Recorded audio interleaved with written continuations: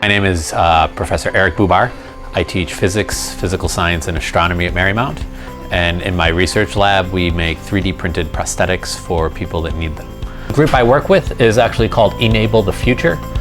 It's an international organization of about 9,000 volunteers all over the world. And we all use 3D design, 3D printing to make hands and arms for children all over the world. With the hand, our most popular types of devices, if you bend your wrist, the hand will actually close. With the arm, if you bend your elbow, then the fingers will close. We also do cosmetic hands, which purely just look like a regular hand.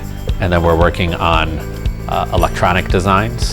So this particular hand, we can put motors into here and we can control it with muscle pulses. The hand that we have on the computer is basically the same thing as this particular design. We just change the colors and we change the size.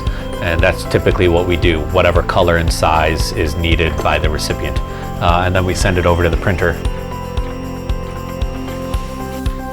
We've had about 150 students that have been in and out of the lab printing pieces for hands, designing hands, working with publicity for the hands, all sorts of different projects.